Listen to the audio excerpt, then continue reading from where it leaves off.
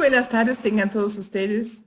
Soy Regina Altena, presidenta del Centro Mexicano Alzheimer, y les doy la más cordial bienvenida a nuestra transmisión del día de hoy. Como siempre, todos los martes, 6:30, hora de conexión Alzheimer, y hemos estado preparando para ustedes un programa que hoy vamos a tener, desde luego, a nuestra entrevista y una invitada especial que en un momento les presentaré. Además, tenemos las secciones de Cuídalos, Alzheimer y la familia y la música y ellos. En Cuídalos vamos a conocer hoy actividades de gimnasia sensorial y en la sección Alzheimer y la familia hablaremos de ex cuidadores, la vida después del Alzheimer. Quédense con nosotros.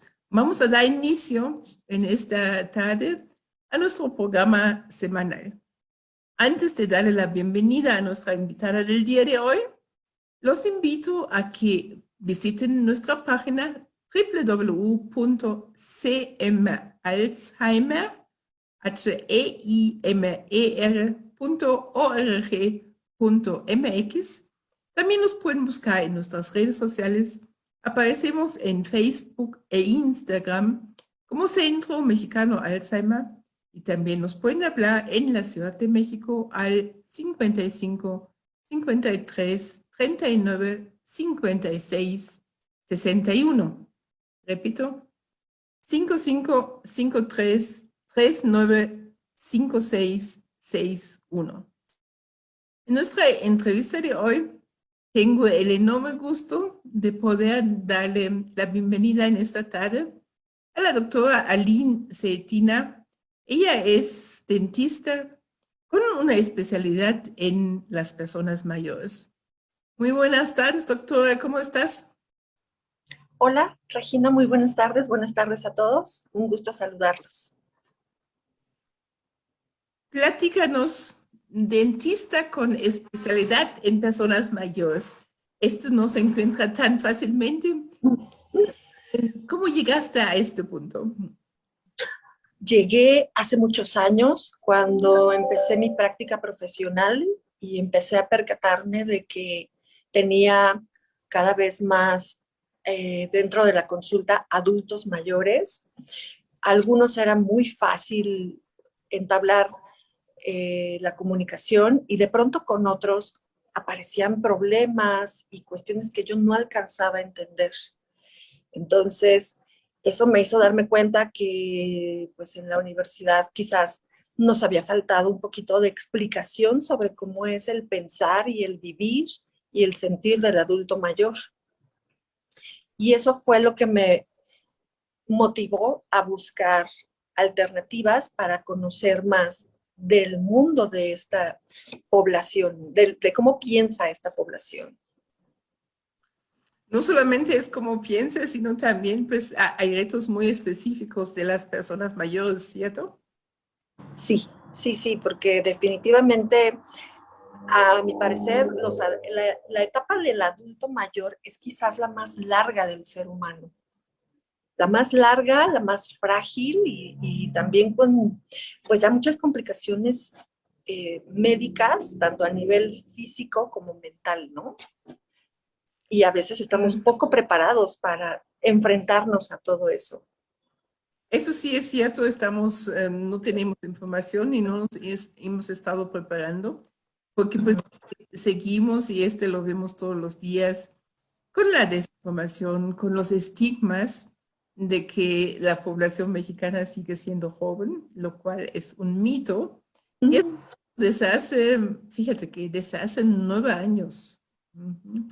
Desde el 2013, el INEGI ya nos dice de que hay más personas mayores de 60 que niños menores de 5.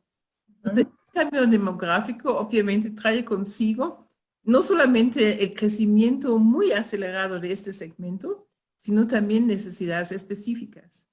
Y en nuestro caso, pues estamos viendo, porque en el caso de las demencias, siendo la enfermedad de Alzheimer la forma más frecuente, seguida por demencia vascular y otras formas, demencia mixta, etc. Pero, pues las demencias, el único factor cierto de riesgo que conocemos hoy día es la edad. A mayor edad, mayor probabilidad que una persona puede tener algún tipo de demencia. Y pues entra, pues, tú qué hacer, ¿no, Aline? Tú qué hacer a estas personas mayores de manera general y particular para las personas que ya tienen algún tipo de demencia. La parte general, ¿te parece? Sí, ok. En función de que una vez que me adentro en el mundo del adulto mayor, entiendo que las necesidades de ellos ya es acercarles los servicios de salud, llevarlos al punto en donde ellos se encuentran. Y eso me motiva a hacer el concepto de odontología portátil, ¿sí? No odontología móvil. La odontología móvil, pues la podemos encontrar aún en los planes de gobierno, porque está la unidad, un camioncito que tiene un sillón dental para que el paciente baje. Pero ya cuando tenemos pacientes tan fragilizados, es difícil su manejo y hay que cuidarlos muchísimo para que no se vuelvan todavía más frágiles o más compleja su atención. Entonces, lo que yo hice fue hacerme de equipos portátiles para poder llevar el servicio dental a domicilio y proporcionarlo en donde ellos están y donde se sienten seguros y cómodos. Puede ser su cama, el reposet en donde se encuentran, la silla de ruedas, o incluso se cuenta con el sillón dental, pero no siempre ya por cuestiones de columna o de que no es fácil que te sigan las instrucciones, ponerlos en ese lugar. Entonces, primero fue empezar partiendo de lo general, era llevar la atención a los adultos mayores. Y ya en este universo tan grande de adultos mayores empiezan las clasificaciones o subdivisiones, ¿no? Y he tenido la oportunidad de atender ya desde hace muchos años a pacientes que efectivamente empiezan a tener deterioro cognitivo o trastorno cognitivo, ¿sí? Que va de leve a moderado y pues ya el severo, ¿no? Así es, Aline. Pues de manera general, yo creo que si vamos primero con las personas mayores aún sin algún tipo de demencia diagnosticada, pero sin lugar a duda es un gran servicio que estás ofreciendo, porque aún sin ninguna afectación, digamos, cognitiva, muchas veces te encuentras con problemas de movilidad. Muchas veces pues no pueden desplazarse hacia los consultorios. Entonces yo creo que es muy pertinente lo que tú vayas a las casas de las personas mayores. ¿Y cuál ha sido tu experiencia en este sentido? La experiencia de ir a domicilio significa todo un reto como odontólogo, porque realmente como yo soy quien se tiene que adaptar a las condiciones del paciente. En un consultorio dental, pues los pacientes llegan y digamos que es nuestro territorio. Y tenemos todo a la mano, todo está perfectamente acomodado y diseñado para que no haya lesiones, veamos muy bien. Pero en casa es llevar todo el consultorio dental al domicilio, montarlo en el espacio del que se disponga, ¿sí? Y pues el reto mayor es quizás estar en un ambiente que no es el mío y en el que la Sí, familia... me imagino que es complicado, ¿no? Porque te encuentras bueno, a primero no sabes a qué te vas a encontrar, ¿no? Así es. Sí, sí, sí. Y a veces, pero bueno, invariablemente, al margen del reto que es, mi experiencia ha sido mucho más positiva en todos los aspectos, porque pues realmente, si bien es complicado abrirle las puertas de su casa a una persona extraña, el saber que tú llevas la posibilidad de ofrecerle alivio, salud y cuidados de atención y de calidad a una persona, eso hace que ya cambie un poco la perspectiva de los familiares y del paciente. Sí, porque también para la familia debe ser muy angustiante de que pues el ser querido tenga dolor de muela, dolor de diente, no hay atención porque no se puede desplazar, ¿verdad? Sí, y porque en ocasiones, por ejemplo, vivimos en una ciudad en donde no todos los edificios cuentan con elevador. O tu misma casa, si tienes a tu paciente ya asignado en un primer piso y este paciente ya tiene problemas de movilidad, ya resulta muy riesgoso tener que bajarlo a la planta baja, ¿no? Entonces, ahora un edificio en donde me he topado con pacientes que pues ya es el adulto de 90, 80, cuidados por una persona de 70, es bien complejo para ellos poder bajarlos, ¿no? Entonces, pues la idea es, definitivo, facilitar la vida tanto de los pacientes como de sus familiares, que no tengan que pedir permiso en sus trabajos o dejar de hacer sus actividades, su productividad, para llevar al dentista, al familiar, ¿no? Entonces, más allá de salud bucal y de atención, pues mi idea es llevar seguridad, confort, tranquilidad a los pacientes y a su familia. Sí, qué importante, Aline. Sobre todo si ahorita vamos platicando de las personas con demencia, porque pues, aunado a ser persona mayor, si es una persona con demencia, obviamente ahí pueden enfrentarse problemas todavía más complejos. ¿Qué has podido identificar en tu quehacer profesional diario?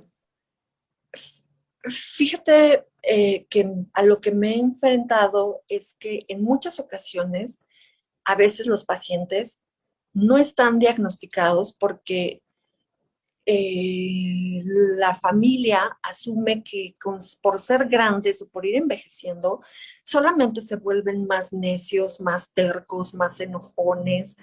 Y esto realmente ya empiezan a ser, todos estos síntomas empiezan a nacer las múltiples caras de la demencia. Y a veces ellos no lo tienen identificado, ¿no? Me enfrento a que no están a veces diagnosticados, al no estar diagnosticados no están bien atendidos, ¿sí? Y pues si bien yo desde mi área de la odontología, lo único que me corresponde es hacer una pequeña observación para que acudan a atención especializada que les permita saber ante qué situación se enfrentan, ¿sí? Porque en muchas ocasiones nada más dicen, ellos siguen viendo a sus papás como toda la vida los han visto, pero pierden de vista que ya empieza a haber un deterioro. Y ahí es donde empieza el conflicto, porque ellos le exigen o creen que el papá puede seguir respondiendo cuando el señor o la señora ya no cuenta con las herramientas. Lo que dices es muy importante y lo vemos todos los días, desde luego, porque todavía prevalece el normalizar las demencias, ¿no? Únicamente estamos asociando fallas en la memoria a la Alzheimer, desconocemos los demás síntomas y además decimos eso, ¿no? Lo que tú ahorita nos cuentas. Ah, es grande, es normal que se le pasan las cosas, ¿no? Es como es normal, no tengo nada que hacer. Como además no sé que sí se puede hacer algo, entonces pues ahí me quedo no solamente en la zona de confort, sino también como pasmada, como en pausa, sin poder, pues este otro paso que es tan importante. Uno, buscar información para conocer, comprender y aceptar a la enfermedad, ¿no? Y se de que sí se puede hacer algo y mucho, que son pues el acceso a las terapias como las que ofrece Centro Mexicano Alzheimer todos los días, de lunes a viernes, pues tanto en el turno matutino como en el turno vespertino, de 9 a 1 y de 3 a 7 de la tarde, y además trabajando paralelamente con los familiares para que justamente conozcan, comprendan y acepten la demencia, ¿no? Claro. Aparte de lo que tú dices inicialmente, también está pues las mismas dificultades por el cuadro en el paciente. ¿Te querías comentar algo antes? Adelante. Sí, perdón. Retomando esto que tú estás diciendo, una vez que ya cuentas con algunas familias que ya tienen identificado que hay algún tipo de trastorno cognitivo o demencia, eh, pues ya los mismos familiares a veces se apenan porque creen que uno todavía no conoce. Quizás muchos colegas no estén tan familiarizados con el adulto mayor y con todas las condiciones que se pueden generar a lo largo de los años, ¿no? Condiciones de salud.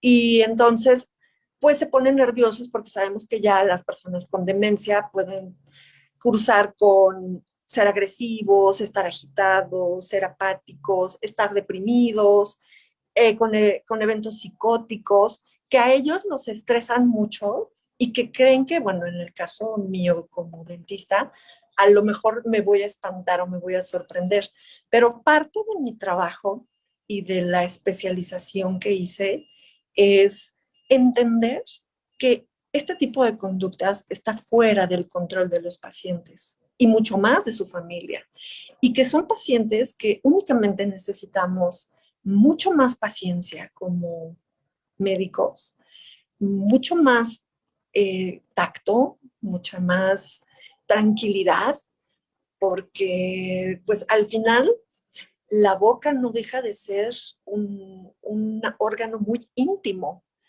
¿sí? Y no es tan fácil que le demos acceso, a veces ni a los mismos familiares, ¿no? Porque te dicen, es que no se deja que yo le cepille los dientes, porque es algo tan íntimo y tan que te generó tantos vínculos importantes a lo largo de tu vida, que no es fácil que alguien, que aunque sea muy cercano, te permite el acceso a la boca.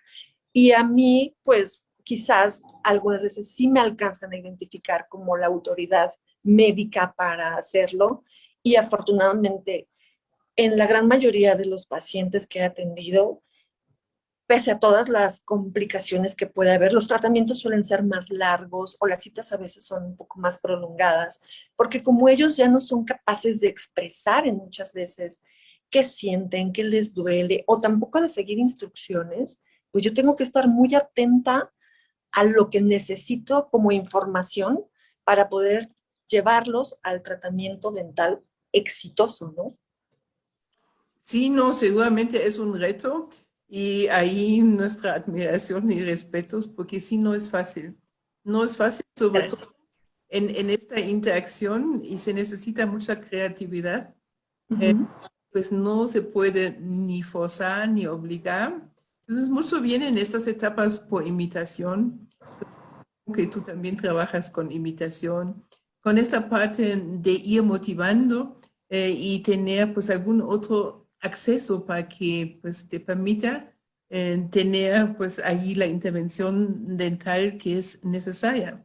Aparte de que conforme vaya avanzando la demencia, también están afectadas las actividades básicas de la vida diaria. A saber de quienes nos escuchen, que es justamente el aseo, el bañarse, el comer, el vestirse, de ir solo al baño, etc. Y además se les va perdiendo la función y la noción de las funciones ejecutivas. Ya no saben cuáles son los pasos de los procesos.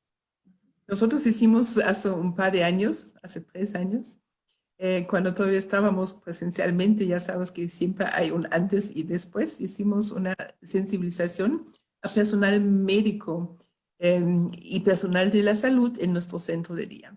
Y fue muy interesante porque pues los llevamos, bueno, obviamente hicimos como algunos roles y uno de los roles era nosotros éramos los cuidadores primarios y ellos de repente eran el paciente, ¿no? Porque necesitaban sentir un día lo que siente una persona con demencia. Entonces le dimos unas prendas que estaban previamente cosidas en algunas partes y los obligamos a vestirse, ¿no? Y ya apúrate porque ya nos vamos. ¿Cómo que todavía no estás vestido? Y vamos al baño. Le dimos un cepillo, pero de hierro, un cepillo pues así, no de dientes, y a ver, toma, lávate los dientes, ¿no? Porque en esta parte de la confusión, pues a veces pues agarran cualquier cosa porque ya no pueden diferenciar lo que es el cepillo de dientes, ya no pueden diferenciar lo que es la pasta, cuáles son los pasos, etcétera, etcétera. ¿Tú cómo lo estás viviendo? Pues yo encuentro en muchas ocasiones mucho deterioro en la salud bucal y a veces es muy complejo realizar procedimientos grandes y a veces, aunque uno quiera hacer muchas cosas para llevar todo el alivio, nos tenemos que quedar en etapas únicamente de cuidado y mantenimiento, ¿sí? Porque efectivamente ya a veces no te siguen ya nada de la instrucción y aunque no te sigan la instrucción y no sepan quién es nada, se resisten a abrir la boca o te muerden, ¿sí? Te muerden y pues a veces hay que explorar la posibilidad de hacer una sedación consciente o algo cuando los casos son muy urgentes para extraer dientes o ya no se puede a veces pensar en prótesis, en rehabilitar, sino simple y sencillamente dejarlos lo más limpios para alejarlos de una posible infección. ¿Sí? Para mí, por ejemplo, en muchos pacientes lo que procuro hacer con la familia es hacerles hincapié en que cuando detecten que el paciente empieza a tener un deterioro cognitivo, pues procuren armarlo lo mejor posible en todos los aspectos de salud, porque más adelante ya no nos van a decir qué les duele, ni dónde les duele, ni cuánto les duele.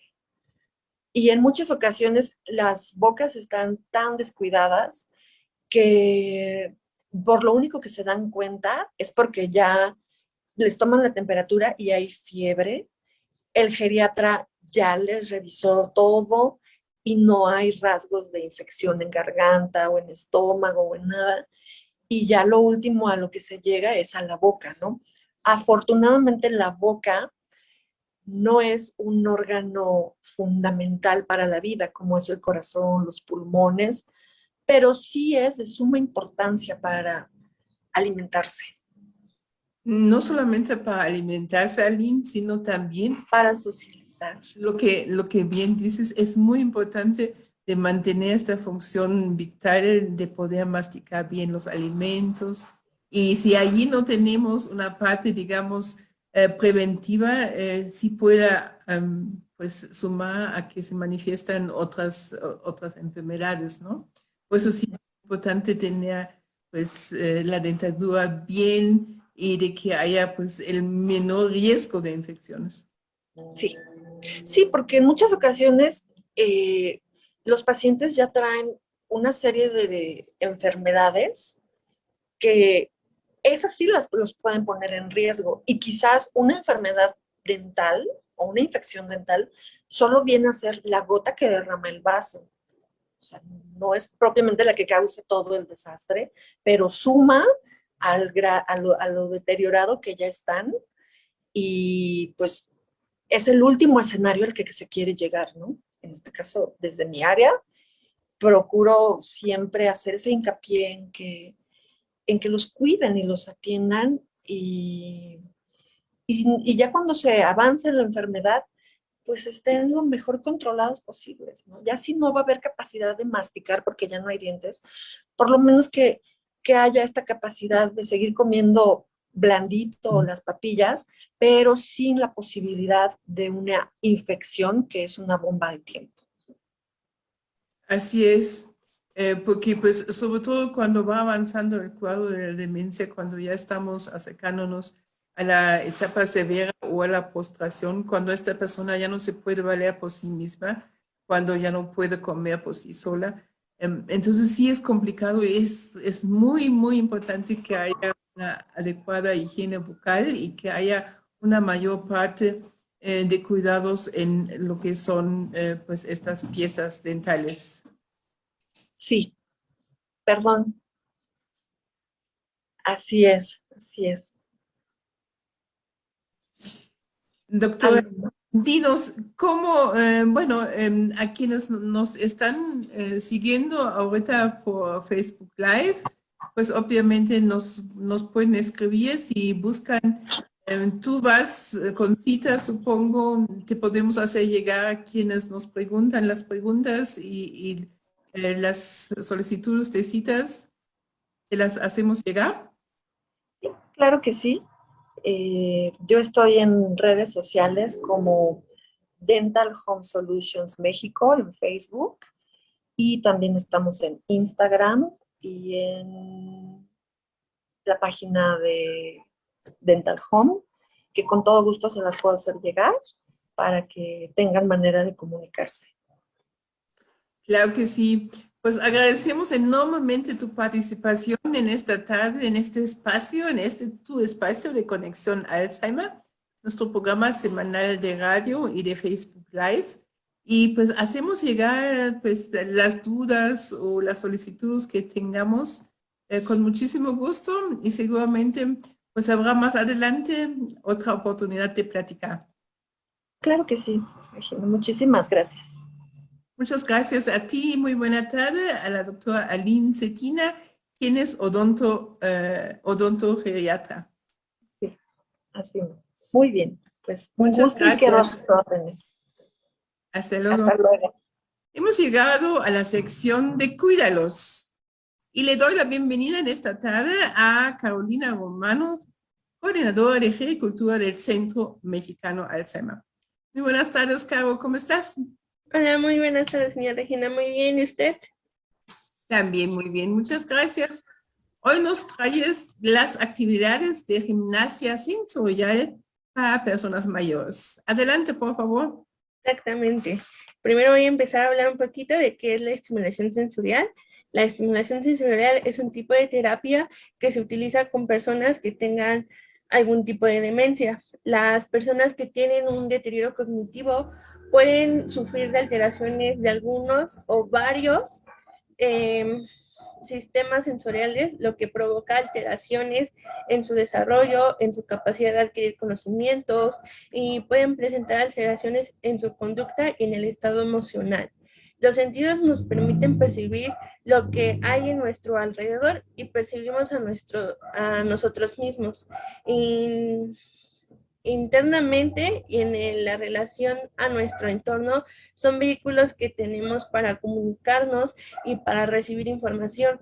La vista, el tacto, el oído, el olfato, el gusto son sentidos que también eh, nos ayudan a toda esta parte de la estimulación sensorial. También lo que es el sentido del equilibrio, la percepción de calor, la percepción de diversas partes de nuestro cuerpo o el sentido del olor son los sentidos que activan nuestro cerebro y que nos permiten entenderlo, fortaleciendo, cargándolo de información, aprender y adquirir conocimientos. Los sentidos nos permiten, en definitiva, desarrollar los sentidos que se unen con diversas partes del cerebro y el sistema nervioso para formar sistemas sensoriales. Se trata de una intervención en la que el objetivo principal es favorecer una de las sensaciones de bienestar a través de la estimulación sensorial, provocando a los diversos sentidos una experiencia rica y variada que forman parte de los sentidos, de los sonidos, de las luces, de los colores, olores y experiencias táctiles. Con ella nos ayuda a que las personas mayores relacionen con el entorno que nos rodea y ser conscientes de su propio cuerpo y de su ser. La estimulación, bueno, aquí entra lo que es la estimulación auditiva, la estimulación táctil, la estimulación visual y la estimulación visual también. Entonces vamos a ver la estimulación auditiva, que son algunas de las actividades que pueden realizar para estimular el sentido del oído, escuchando música relajante. Otro tipo de actividad puede agudizar el oído, serían colocando al adulto mayor diferentes tipos de música en volumen bajo y intente reconocer o simplemente escuche alguna práctica que se logra este tipo de estímulos. Y también exponerlos a diferentes sonidos cotidianos para que juegue las adivinanzas y puedan identificar estos sonidos. La estimulación visual, vamos a colocar diferentes colores en una imagen, ya que puede considerar una de la estimulación visual, aunque no solo con los colores, sino también podría decir que hay formas en el movimiento que también influyen este tipo de estimulación. Adivinar formas a partir de sensaciones, admirar litografías o fotografías, recurrir a reminiscencias a través de las fotos de la propia vida de la persona mayor o sucesos históricos importantes.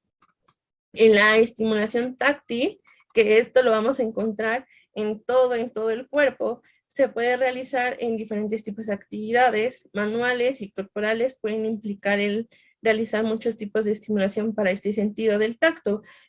Una de ellas puede ser presionar una pelota de esponja o bolitas de unicel, pasar un cepillo de cerda suave sobre las manos, reconocer texturas en general, desde lo más rasposo que podamos encontrar, por así decirlo, hasta lo más suave que podamos ponerle a nuestra persona mayor, y ella tiene que identificar esas texturas y tiene que decir qué sensación les provoca. Lo podemos hacer con los ojos cerrados o podemos poner también lo que es un pañuelo en los ojos para que pues así podamos tener una experiencia mejor. La estimulación olfativa, con lo simple hecho de percibir diferentes olores, se puede decir que se tiene un estímulo del sentido del olfato, oler comida, flores, perfumes. Pues en este caso podríamos poner a la persona mayor a identificar o al ver este tipo de cosas, porque muchas de las ocasiones esta estimulación va desde lo que les estamos preparando de comer cuando la casa se inunda de ese rico aroma de un pan que está enhornando, o también puede ser de algo que está picosito. Entonces pues de estas sensaciones va. La estimulación gustativa, al conocer nuevos sabores, estimulan las papilas gustativas y esto trae consigo la estimulación que esperamos lograr con esto. También el comer alimentos que son agradables a la persona puede causar ese estímulo positivo y hará que la persona también pueda aumentar su nivel de ingesta de alimentos. Tal vez en esta parte logremos que si nuestra persona mayor no quiere comer, por esta parte poderlo hacer que coma un poquito más. Estos ejercicios que les estoy comentando, es importante hacerlo en espacios ordenados, en espacios limpios, en espacios que sean accesibles y seguros, que existan materiales y actividades de terapia ocupacional, como los estaba mencionando, como las texturas, como el de los sonidos, como el de la vista, y también que la persona que les está ayudando a hacer ese tipo de actividades los oriente en tiempo y espacio. Y eso también nos puede ayudar a que sean agradables a la vista, al olfato, y que tengan tonos, o que la habitación tenga un tono cálido, y que nosotros, como llevamos la actividad, seamos amables con nuestras personas mayores. ¿Cuáles son los beneficios de esta estimulación sensorial? La relajación, va a mejorar la conducta y el humor, va a disminuir la apatía, aumenta las alteraciones conductuales, disminución de la ansiedad, mejora el equilibrio de las personas mayores, también el desarrollo de la confianza en la persona mayor y el autocontrol. También vamos a encontrar lo que son incentivar la exploración y a las capacidades creativas que la persona mayor tiene, establecer buena comunicación, proporcionar sensaciones de bienestar y ocio, promover la capacidad de elección y aumentar el tiempo de atención y concentración. Todos esos beneficios los vamos a encontrar si nosotros ayudamos a que las personas mayores tengan una buena estimulación auditiva de la vista y del tacto. Muy bien, Carolina, muchas gracias por estos ejemplos y estos momentos de compartir con quienes nos escuchan las actividades de gimnasia sensorial. Muchas gracias y nos vemos la próxima semana. Nos estaremos viendo la próxima semana. Gracias. Antes de pasar a la sección de Alzheimer y la familia, les quiero recordar de que nos pueden llamar siempre en la Ciudad de México al 55 53 39 56 61. Repito, 55 53 39 56 61.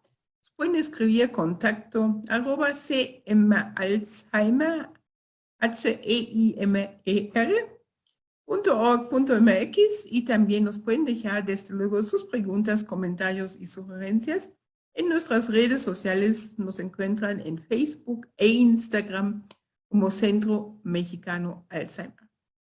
Vamos a hablar ahorita en la sección de Alzheimer y la familia sobre los ex cuidadores, la vida después del Alzheimer. Le doy la bienvenida a nuestra coordinadora de psicología, la licenciada Ana Lilia Cipriano. Buenas tardes, Ana Lilia, ¿cómo estás con este interesante tema? También hay un momento de que un cuidador puede ser ex cuidador y qué pasa entonces, ¿verdad? Así es, hola Regina, muy buena tarde a ti y a todas las personas que nos escuchan en este momento.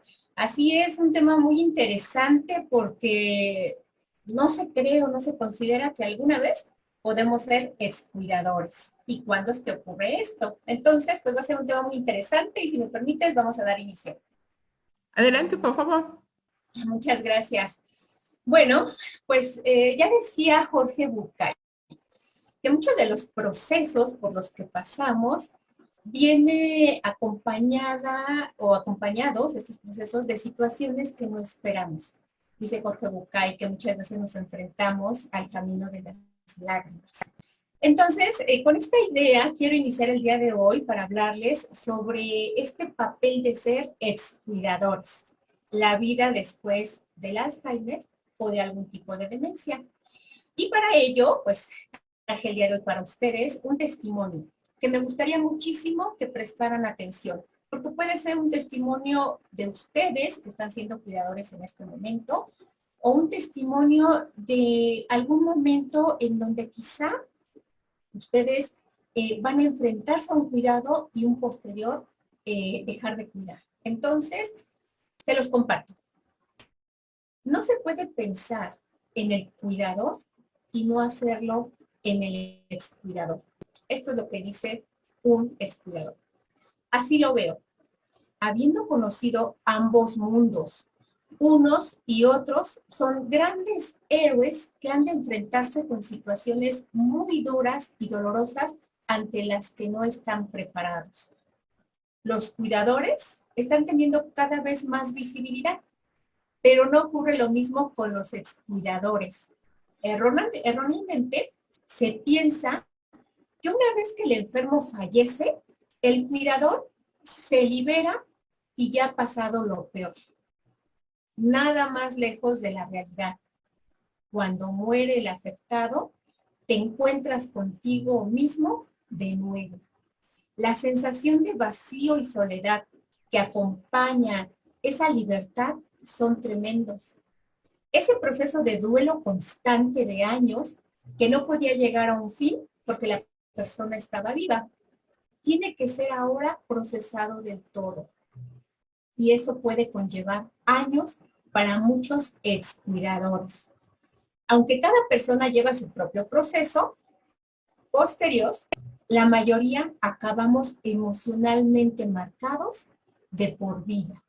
El Alzheimer y la vivencia de cuidar se nos quedan dentro para siempre. Con este testimonio es con lo que damos inicio a este tema y lo quise traer justamente porque refleja mucho de la realidad que viven los excuidadores. Es decir, realmente una persona que ya ejerció el cuidado de un ser querido, se libera de haber cuidado, se libera de emociones, se libera de lo complejo que fue brindar atención, y entonces nos encontramos ante una nueva realidad, porque hay que recordar muy puntualmente que cada cuidador en activo será un día un excuidador. Hace tiempo, aquí en el centro, les comento, estuvimos trabajando un proyecto donde nosotros nos dimos cuenta que es importante que esas personas que ejercieron alguna vez un cuidado y que su familiar ya falleció, se quedaron con muchas habilidades, con mucho potencial de cuidar, quizá cansados, eso es cierto, quizá estresados, quizá agobiados incluso por haber cuidado tanto, pero con mucho aprendizaje, sobre todo práctico en el cuidado de una persona. Entonces, este proyecto decidimos que era importante que ellos poder marcar un escenario para potenciar la forma de cuidar que ya traían y que ellos en algún momento pudieran ejercer este cuidado con otros pacientes que lo requerían y además tener un recurso de por medio, que su trabajo fuera cubierto económicamente. Ya no les platico el desarrollo de este proyecto porque no es el caso, pero a lo que voy es que es importante saber que una persona que está ejerciendo este cuidado en este momento, un día será un excuidador. Pero ¿qué va a pasar con ese excuidador que ya sabe cuidar? ¿Qué va a pasar con ese excuidador que ha vertido toda su vida a un paciente y que de pronto el paciente ya no está y ahora qué hace con su vida? Como muy bien lo escuchábamos ahorita en el testimonio. Sabemos que el ser humano está dotado de mecanismos de adaptación, porque incluso la persona ya siendo un excuidador, pues tiene que adaptarse a su nueva vida, porque mucho tiempo pueden ser 1 año, 2 años, 3 años, 10 años, 14 años habiendo cuidado, pues entonces tiene que adaptarse a una nueva condición de vida por todo aquello que ya vivió.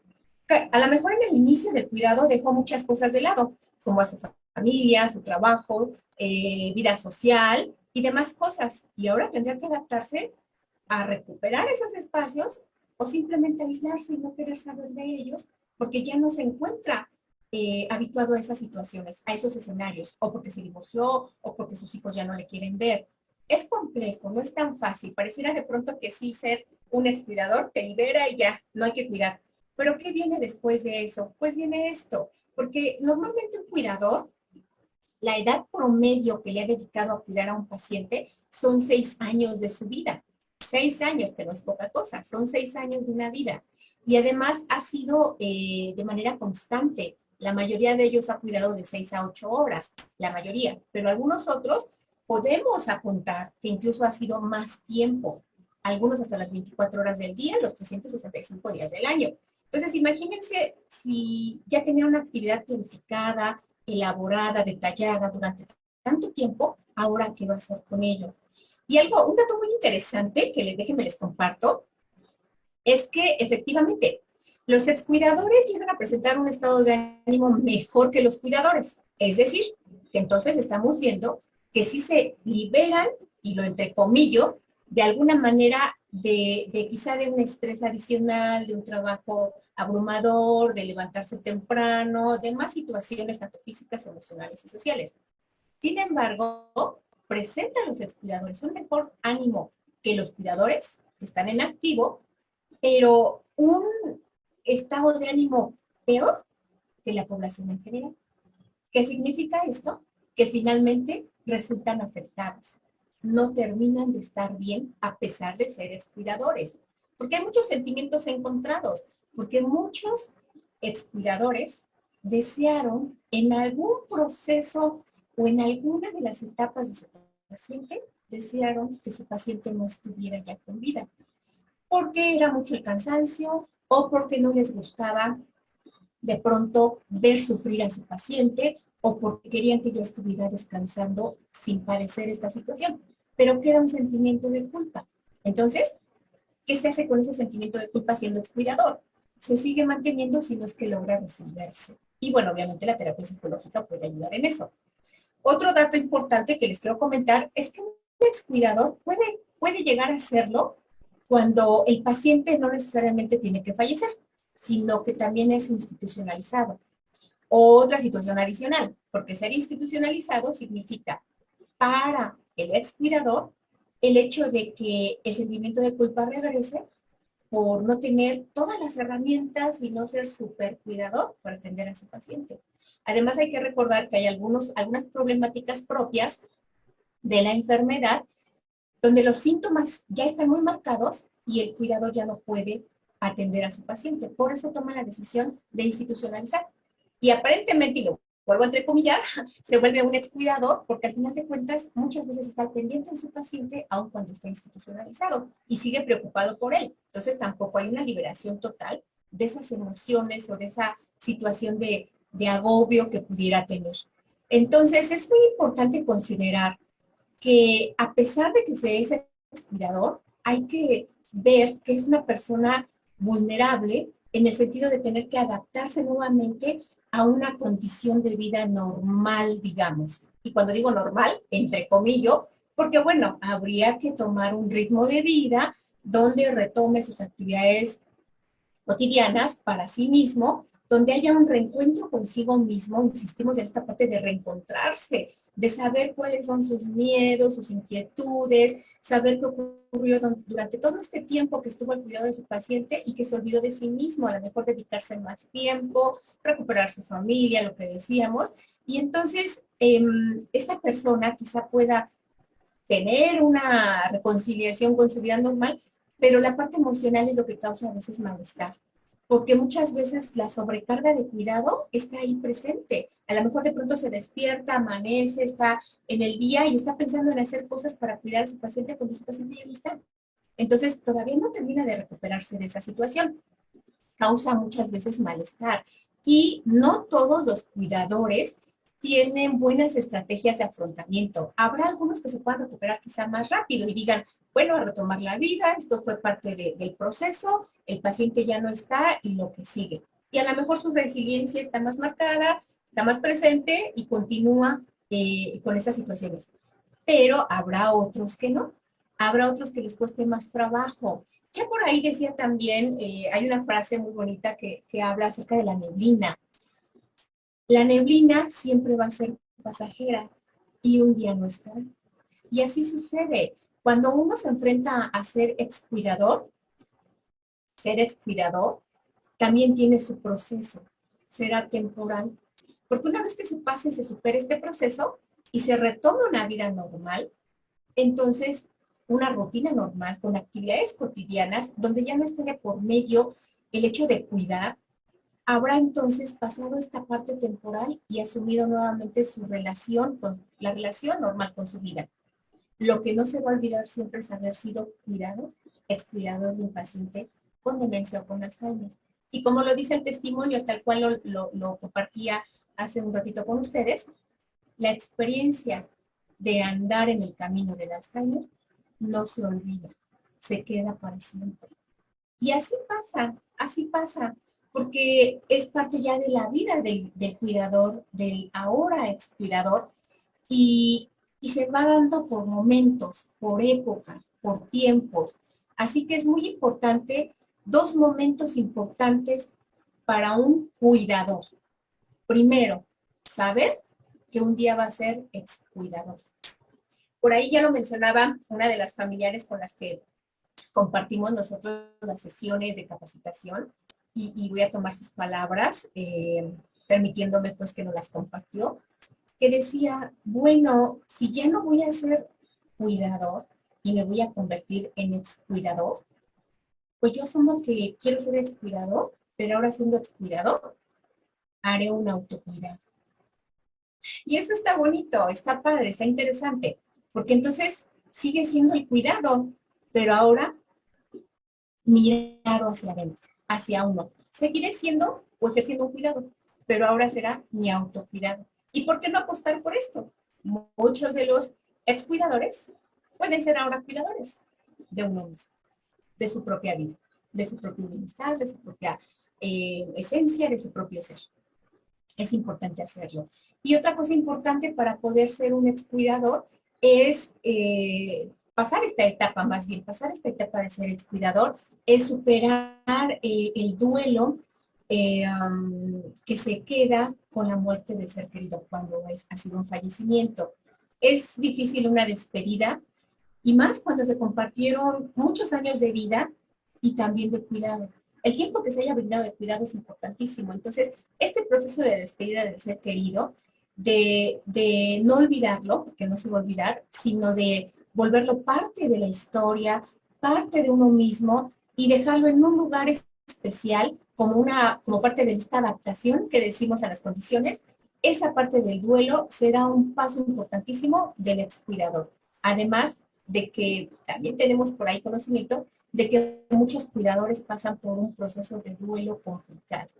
Se vuelven excuidadores, pero no superan ese duelo. Se vuelve un duelo complicado, un duelo que es difícil a veces de superar y que llega a ser patológico. Pero eso del duelo ya lo estaremos hablando en alguna otra sesión. Y algunos más de los excuidadores dejan que todo vaya al tiempo.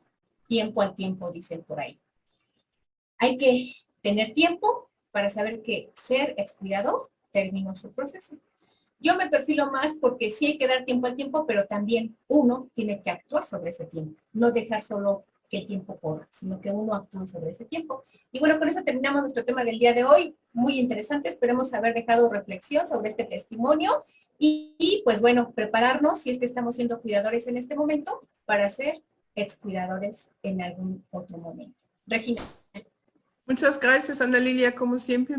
También es una oportunidad, ¿no? O sea, a lo mejor es una oportunidad para que si yo durante muchos años adquirí conocimientos, a lo mejor quiero ver de que esta es una opción profesional después del enlace o después de ser por X razones como las que mencionas, ex cuidador.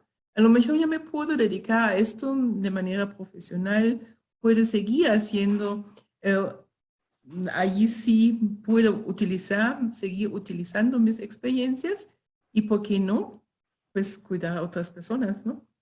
Así es lo que comentaba al inicio del proyecto, que ya no ahondamos en ello, pero justo es la intención de que esta sea una oportunidad y a lo mejor pueden seguir haciendo ese cuidado con otras personas y además la sensación de poder ayudar al otro creo que va a ser muy importante, ¿no? Entonces, si quieres, en algún otro momento podemos tocar algo relacionado a este tema y con mucho gusto aquí estamos. Claro que sí. Muchas gracias, Ana Lilia. Nos vemos la próxima semana. Al contrario, bonita tarde. Bye. Hasta luego. Hemos llegado casi al final de nuestra transmisión del día de hoy y pues le doy la bienvenida para que cerremos con un broche de oro. El día de hoy, pues en la sección de la música y ellos a María Eugenia Pimentel. Muy buenas tardes, Maru, ¿cómo está? Muy bien, señora Regina, buenas tardes. Aquí muy contenta, como siempre, de estar en nuestro programa Conexión Alzheimer. Hoy nos trae una canción Noche de Ronda, ¿verdad? Noche de Ronda, que es una de las canciones que les gustan mucho a nuestros adultos mayores en nuestras sesiones. Y bueno, pues como el domingo pasado hubo un precioso eclipse, pues dije, vamos a cantar esta canción que habla de esa noche hermosa, como la que hubo el domingo pasado. Claro que sí. Adelante, por favor. Gracias. Noche de ronda, qué triste pasar, qué triste cruzáis por mi balcón. Noche de ronda, cómo me hieres, cómo lastimas mi corazón. Luna que se quiebra sobre las tinieblas de mi soledad. ¿A dónde vas? Dime si esta noche tú te vas de ronda como ella se fue. ¿Con quién está? Dile que la quiero, dile que me muero de tanto esperar. Que vuelva ya, que las rondas no son buenas, que hacen hacen daño, que dan pena, que se acaba por llorar. La ra ra ra ra ra ra ra ra ra ra ra ra ra ra ra. ¿A dónde va? La ra ra ra ra ra ra ra ra ra ra ra ra ra ra. ¿Con quién está? Dile que la quiero, dile que me muero de tanto esperar. Que vuelva ya, que las rondas no son buenas, que hacen daño, que dan pena, que se acaba por llorar. Luna que se quiebra sobre las tinieblas de mi soledad. ¿A dónde va? Dile que la quiero, dile que me muero de tanto esperar. Que vuelva ya. Dile que la quiero, dile que me muero de tanto esperar. Que vuelva ya. Que las rondas no son buenas, que hacen daño, que dan pena, que se acaba por llorar. Gracias. Muy bien, muchísimas gracias, Mau, qué linda. Gracias.